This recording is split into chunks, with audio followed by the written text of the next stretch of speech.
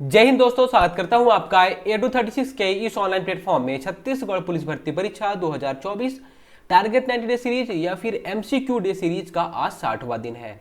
60वां दिन मतलब हम 90 दिनों की सीरीज में 60 दिन कंप्लीट करने वाले हैं। 60 दिन का मतलब होता है 90 में कि 2/3 भाग को हमने ऑलमोस्ट कंप्लीट कर चुका है। जो हमारा टारगेट था 90 दिनों का, उसका 2/3 भाग कंप्लीट हो चुका है।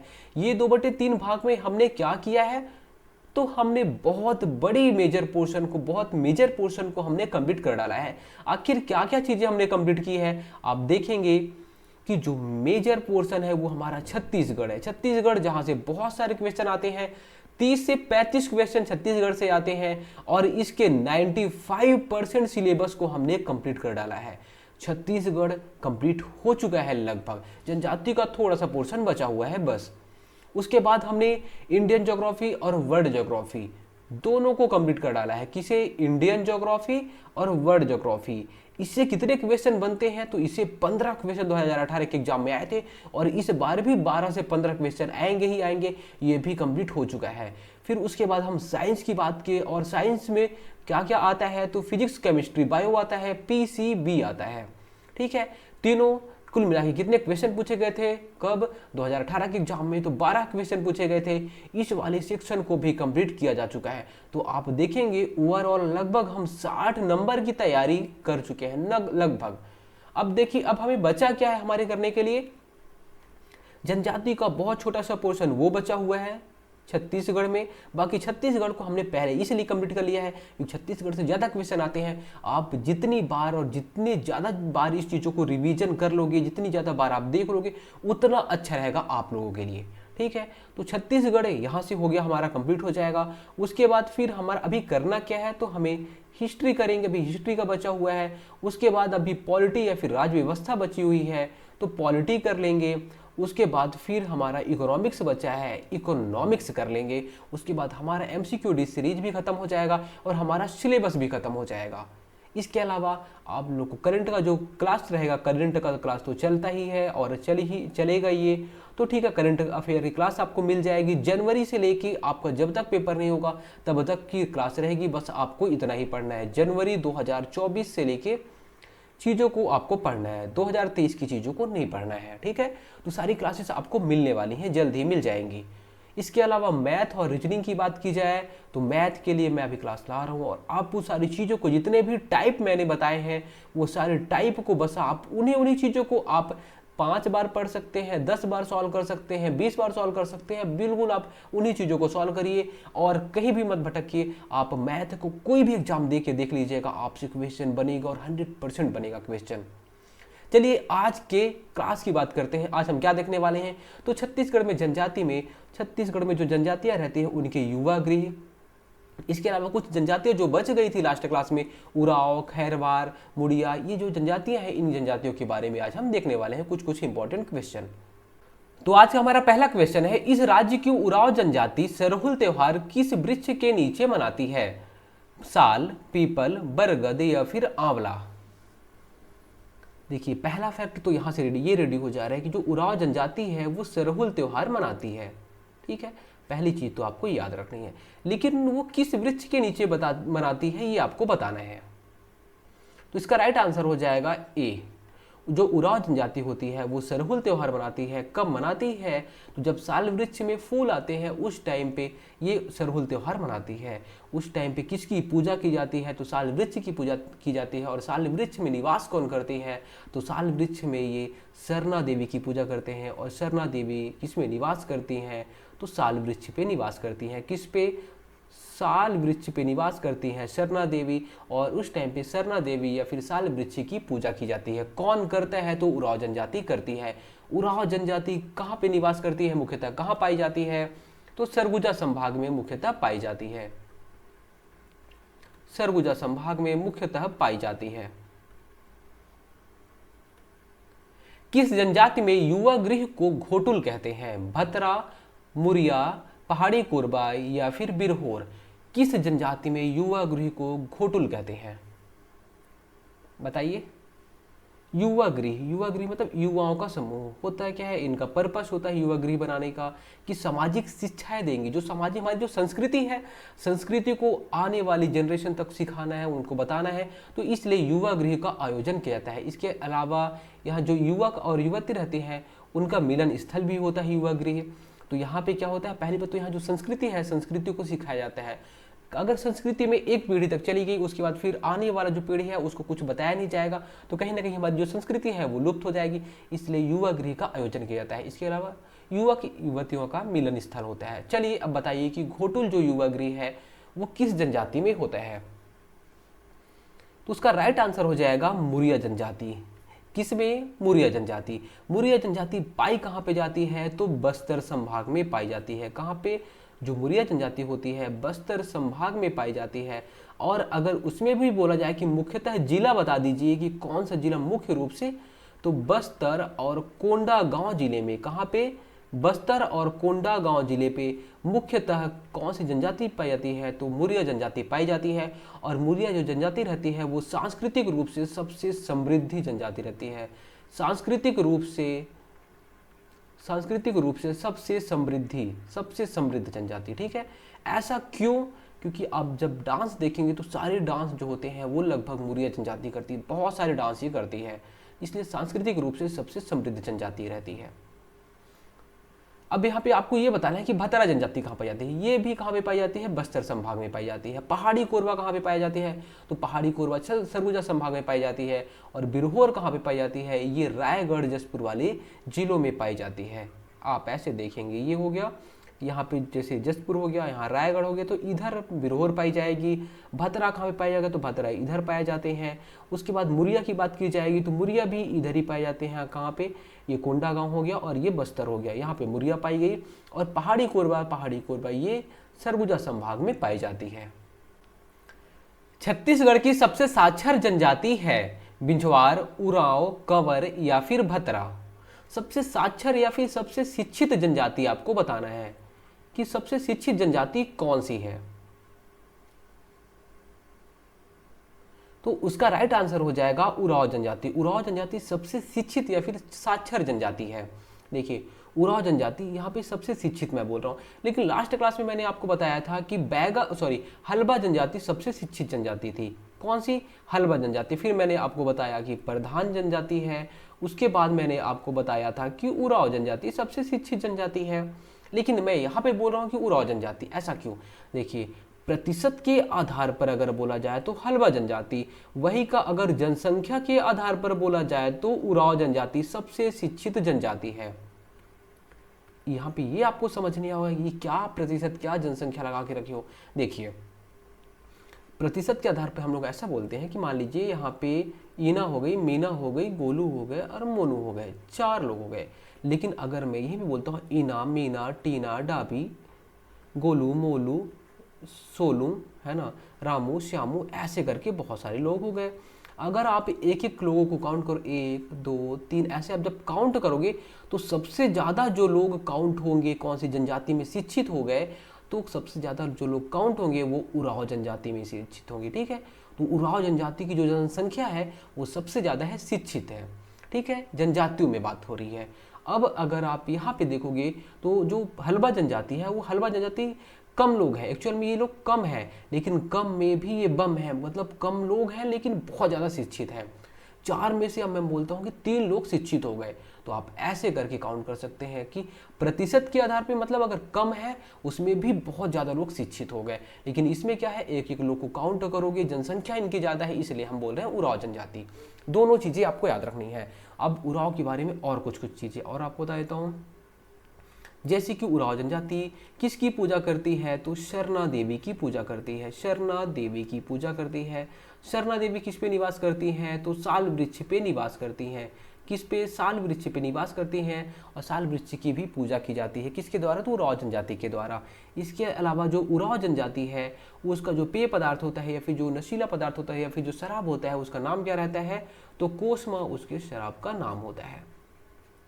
ठीक है, उरांव जनजाति रहती कहाँ पे है? तो सरगुजा संभाग में मुख्यतः पाई जाती है। कहाँ पे? सरगुजा संभाग में पाई जाती है।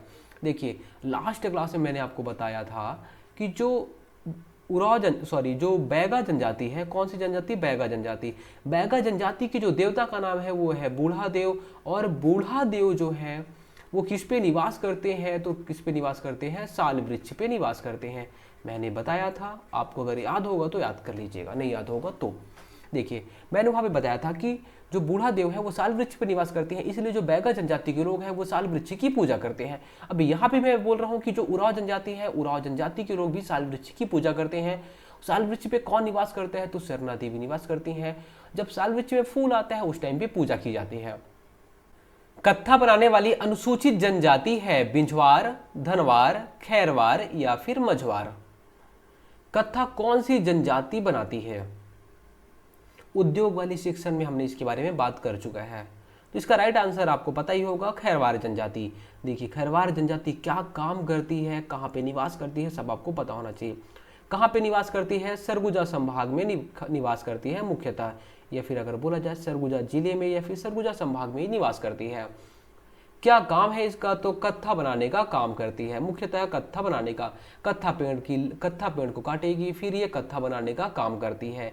इसलिए कत्था उद्योग कहाँ पे है? तो सीधी सी बात है, सरगुजा में रहती है, तो सरगुजा में ही कत्था उद्योग है। नाम क्या है? Surguja would product.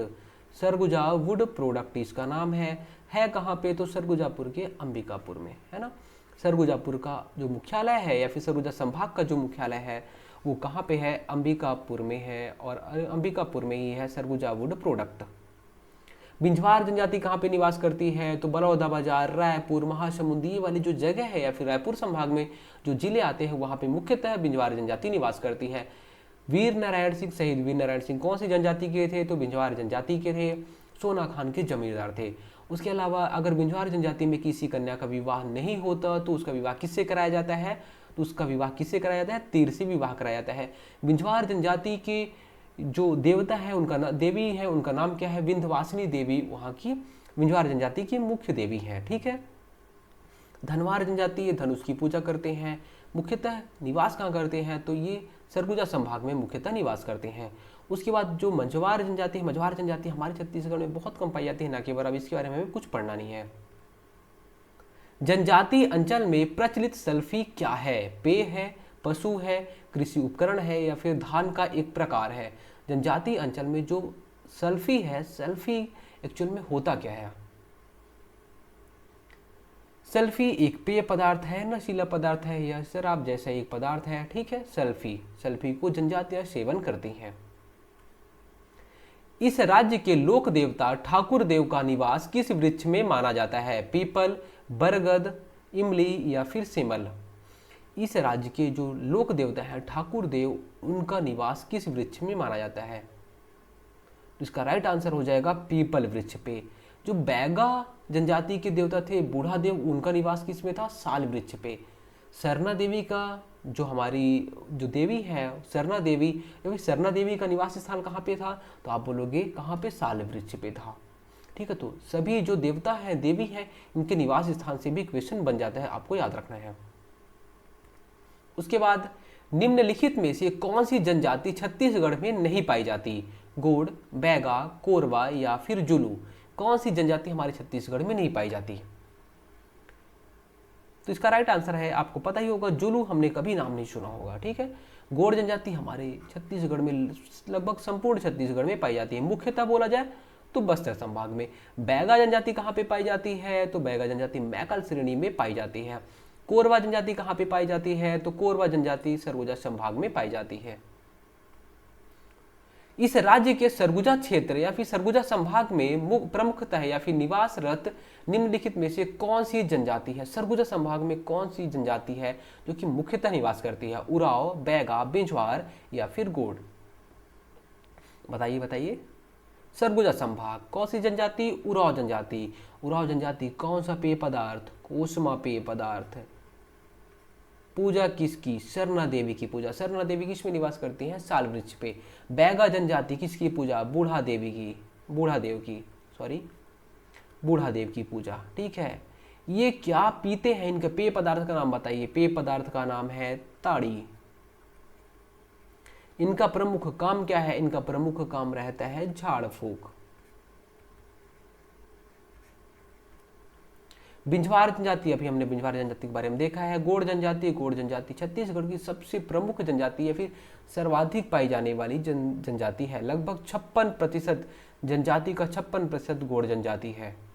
अपने आप को कोई तौर कराना पसंद करते हैं ये।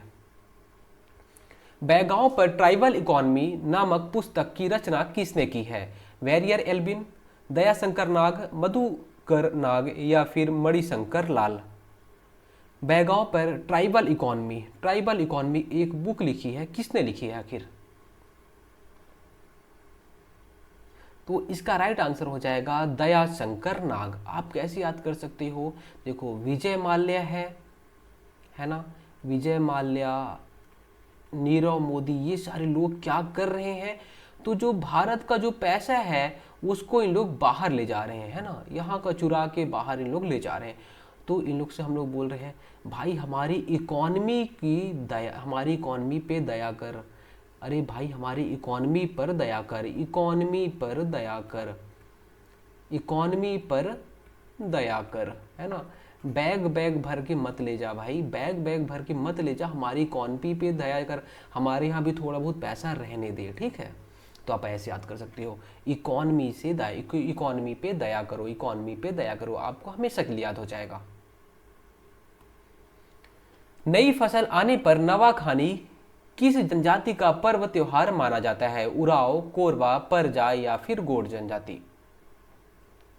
नई फसल आने पर नवाखानी त्योहार कौन सी जनजाति मनाती है? तो इसका राइट आंसर हो जाएगा गोंड जनजाति, जो कि छत्तीसगढ़ में सबसे ज्यादा पाई जाती है। ये कौन सा त्योहार मनाती है? तो ये नवाखानी त्योहार भी मनाती है, ये मेघनाद पर्व भी मनाती है। कौन सा पर्व? मेघनाद पर्व भी मनाती है, आपको याद रखना है। घोटुल की महिला नेता को किस नाम से पुकारा जाता है? चेलिक, सिरेदार, मुटियारिन या फिर बेलोसा। जो घोटुल होता है क्या है? तो युवा गृह है। युवा गृह का मैंने अभी आपको उद्देश्य बताया था। क्या उद्देश्य रहता है? हमें संस्कृति का संरक्षण करते हैं और उसके अलावा युवक और युवतियों का मिलन स्थल होता है वहाँ पे, ठीक है। तो जो घोटुल होता है, घोटुल की महिला नेता को किस नाम से पुकारा जाता है, बताइए आप। घोटुल की महिला नेता को, तो इसका राइट आंसर हो जाएगा बेलोसा, महिला नेता बेलोसा। अगर महिला सदस्य की बात की जाएगी, देखिए एक सदस्य होता है, जैसे मान लीजिए हमारा क्लास है तो हमारे क्लास में सब सदस्य रहते हैं, लेकिन एक जन मॉनिटर बना दिया जाता है या कैप्टन बना दिया जाता है, तो ये नेता हो जाता है, बाकी सारे सदस्य हो जाते हैं। जैसे हमारी विधानसभा की बात की जाए, सारे विधायक हैं लेकिन एक मुख्य हो जाता है, मुख्यमंत्री, है ना, सीएम, नेता हो गया ये। वैसे ही तो जो महिला नेता होती है उसका नाम क्या रहता है? बेलोसा। लेकिन जो सदस्य रहते हैं, जो महिला सदस्य रहती हैं, उनका नाम अगर पूछ लेगा तो उनका नाम रहता है मुटियारिन, ठीक है। तो मुटियारिन सदस्य होती हैं। और अगर नेता की बात की जाएगी तो नेता होती है कौन सी? महिला नेता बेलोसा। लेकिन अगर पुरुष सदस्य की बात की जाएगी तो पुरुष सदस्य कौन से होते हैं? तो पुरुष सदस्य या फिर मेल सदस्य की बात की जाएगी तो चेला या फिर चेलिक। और अगर मेल में प्रमुख या फिर मेल में अगर नेता की बात की जाएगी, जो मेल नेता रहते हैं वो सरदार होते हैं या सिरेदार होते हैं। आप ऐसे याद कर सकते हैं। क्या? जो सदस्य रहेगा वो चेला होता है, मेल में पुरुषों की बात हो रही है। और अगर वो नेता है मेल में तो सरदार हो गया या फिर सिरेदार हो गया। आप ये तो याद कर सकते हैं ऐसे ही। लेकिन अगर फीमेल की बात की जाएगी, फीमेल में जो सदस्य होती है उनका नाम रहता है मुटियारिन। और अगर फीमेल में नेता हो गई तो नेता का नाम रहता है बेलोसा, उन्हें बोला जाता है। धूमकुरिया किस जनजाति का युवा गृह है? नगेशिया, कमार, उराव या फिर भैना। देखिए धूमकुरिया पहली बात तो युवा गृह है, और युवा गृह है लेकिन कौन सी जनजाति का है ये आपको बताना है। युवा गृह किसे बोलते हैं? तो सामाजिक या फिर सांस्कृतिक, हमारी जो सांस्कृतिक धरोहर है उसको सिखाने के लिए युवा गृह का आयोजन किया जाता है। और ये युवक और युवतियों का मिलन स्थल होता है। हमने अभी देखा कि जो मुड़िया जनजाति है, मुड़िया जनजाति के युवा गृह का नाम, तो मुड़िया जनजाति के युवा गृह का नाम रहता है क्या? घोटुल। अगर मैं मुड़िया जनजाति की जगह पे मैं बोल दूं अगर गोंड जनजाति, तो आप उसको गलत मत बोलना। गोंड जनजाति की भी युवा गृह का नाम होता है घोटुल, ठीक है। तो जो गोंड जनजाति की ही शाखा है या फिर उपजाति है मुड़िया, उसका भी नाम रहता है घोटुल, ठीक है। चलिए अब देखिए, जो धुमकुरिया है कौन सी जनजाति का युवा गृह है, तो वो है उराव जनजाति का युवा गृह। उराव जनजाति में भी अब देखिए प्रमुख होंगे, जैसे हमने वहाँ पे देखा था घोटुल में जो प्रमुख थे, वैसे यहाँ भी प्रमुख होंगे। तो जो इसमें मेल सदस्य होते हैं, मेल और फीमेल, तो इसमें मेल प्रमुख को बोला जाता है क्या धांगर बोला जाता है, और महिला प्रमुख को बोला जाता है धांगरीन। क्या बोला जाता है? धांगर और धांगरीन, आप ऐसे याद रख लेना, ठीक है। उराव में जो मेल होते हैं उनको धांगर बोला जाता है, और जो फीमेल होते हैं उनको धांगरीन बोला जाता है। क्या बोला जाता है? धांगरीन बोला जाता है। और यहाँ पे और कुछ हम लोग युवा गृह के नाम देख लेते हैं, जैसे कि जो बिरहोर जनजाति होती है, बिरहोर जनजाति के युवा गृह का नाम क्या होगा, तो आपको याद रखना है गीतियोना। क्या? गीतियोना। गीतियोना कौन सी जनजाति का? तो बिरहोर जनजाति के जो युवा गृह होता है उनका नाम रहता है गीतियोना।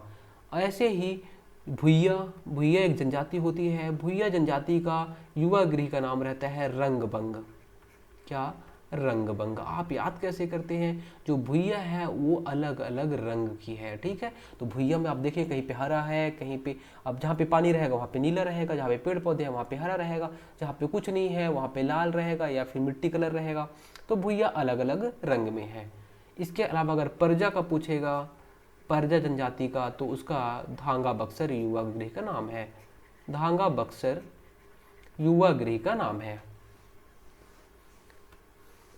किस जनजाति में लिंगोपेन को घोटुल के संस्थापक और नियामक माना जाता है? उराव, बैगा, गोंड या फिर हलबा। कौन सी जनजातियों के लिंगोपेन को घोटुल के संस्थापक के और नियामक के रूप में माना जाता है? तो इसका राइट आंसर हो जाएगा गोंड जनजाति। गोंड जनजाति की ही उपजाति है कौन? मुड़िया जनजाति, है ना, मुड़िया जनजाति। और मुड़िया जनजाति जब घोटुल का जो स्टार्टिंग होता है तो पहले स्थापना की जाती है किसकी? लिंगोपेन देवता की स्थापना की जाती है। उसके बाद फिर ये सारी जो संस्कृति जो रीति रिवाज है वो चलता है। तो किसकी स्थापना की जाती है? तो पहले लिंगोपेन की स्थापना की जाती है देवता के रूप में। उसके बाद फिर घोटुल का जो काम होता है, जो सांस्कृतिक रीति रिवाज है, वो सारी चीजें चलती है। गीतियोना किस जनजाति के युवा गृह को कहा जाता है? उराव जनजाति, कमार जनजाति, बिरहोर जनजाति या फिर बैगा जनजाति। तो उसका राइट आंसर हो जाएगा बिरहोर जनजाति। बिरहोर जनजाति के युवा गृह का नाम है क्या? गीतुओना। उराव जनजाति का धूमकुरिया, परजा जनजाति का धांगा बक्सर और भुइया जनजाति का रंगबंग। घोटुल के संदर्भ में निम्न कथनों पर विचार कीजिए। सामाजिक, देखिए जो घोटुल रहता है उसका पर्पस क्या होता है आपको बताना है। सामाजिक शिक्षा देना, जीवन साथी के चुनाव में सहायता होना, या फिर सेवा भाव जागृत करना। जो घोटुल होता है, जो घोटुल बनता है, उसका उद्देश्य क्या रहता है बताइए। तो उसका राइट आंसर हो जाएगा बी, सामाजिक शिक्षा देना, हमारी संस्कृति के बारे में, ये भी होता है। जीवन साथी के चुनाव में सहायक, ये भी होता है। और सेवा भाव जागृत करना, ये भी होता है। तीनों सही है। आज का हमारा लास्ट क्वेश्चन, छत्तीसगढ़ के आदिवासियों के संबंध में कौन सा कथन सही नहीं है? जनजाति समाज पितृ सत्तात्मक है, जनजातियों में गढ़ चिन्ह का विशेष महत्व है, जनजाति समाज में स्त्रियां गौरवान्वित होती हैं, और जनजाति समाज में अनेक देवताओं की पूजा होती है। बताइए कौन सा सही नहीं है? तो देखिए जनजाति समाज पितृ सत्तात्मक होता है, मतलब पापा के अकॉर्डिंग ही चलता है, ठीक है। यहाँ पे जो मुख्य रहेंगे वो पिता ही होते हैं, ये राइट आंसर है। जनजातियों में गढ़ चिन्ह या फिर टोटम का विशेष महत्व है, यहाँ पे इनके अलग अलग टोटम होते हैं, रीति रिवाज होती हैं, तो वो गढ़ चिन्हों से, तो गढ़ चिन्ह का विशेष महत्व है, बिल्कुल होता है, ठीक है, जनजातियों में। उसके बाद है फिर जनजाति समाज में स्त्रियां गौरवान्वित होती हैं, बिल्कुल, यहाँ पे स्त्रियों को बहुत ज़्यादा मान सम्मान मिलता है, तो ये राइट आंसर है। फिर जनजातीय समाज में अनेक देवताओं की पूजा होती है, बिल्कुल बहुत सारे देवताओं की पूजा होती है, तो ये भी सही है। एक्चुअल में ये जो क्वेश्चन है, ये क्वेश्चन को मैंने जानबूझ के ऐसा डाला है जिससे आप लोग क्या करोगे, कोई ना कोई को गलत कर दोगे, लेकिन ये चारों के चारों सही है, ठीक है, तो चारों सही है। दोस्तों उम्मीद करता हूँ क्लास आपको पसंद आई होगी। अगर क्लास पसंद आती है तो अपने दोस्तों तक शेयर जरूर करें। धन्यवाद।